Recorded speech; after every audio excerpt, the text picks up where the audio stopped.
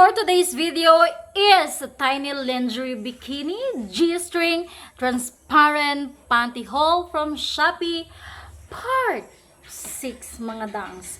So if you are interested to know and design of our new lingerie, please keep on watching and don't forget to like and subscribe.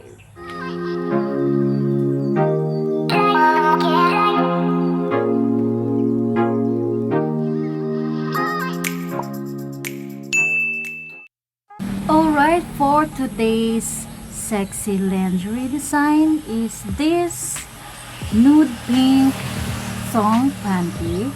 As you can see, it is knitted in material. Look at that, very stretchy and very comfortable cotton knitted material of our lingerie. And look at that combination with lace in the lining. Very pretty, and the color is nude pink, which is very nice and very pretty. So this is the design in the front. It has this scallop lace design here, and in the quarter here is a lace also. Look at that, very beautiful lace design. And also in this part right here is a lace, and it's looked like that. It has a horizontal,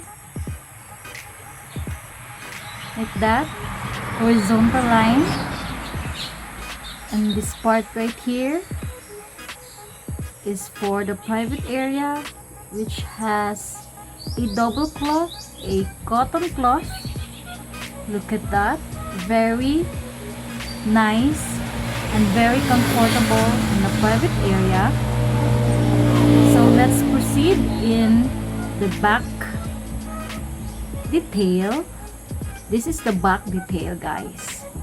Look at that, very nice and very tiny. It is a thong, so sexy. I like the lace, very pretty, and the combination of the color is so very nice. It is very comfortable to wear because it is a cotton, which is, it's like a knitted cotton material. Yeah, very nice and very pretty. Look at that. So I bought this in a Shopee and it cost 60 pesos. Very affordable and very sexy. You can use this panty in a honeymoon, everywhere. If you like to use thong panties in everywhere, so you can use this. And of course, yeah, the comfortability of the panty is so good. Thumbs up with this panty, very affordable, and the material is good, knitted cotton, and yeah, the lace, very nice and very pretty. So that's it for our pretty lingerie for today's video. Thank you so much for watching, and don't forget to like and subscribe for more lingerie reviews and try on. See you!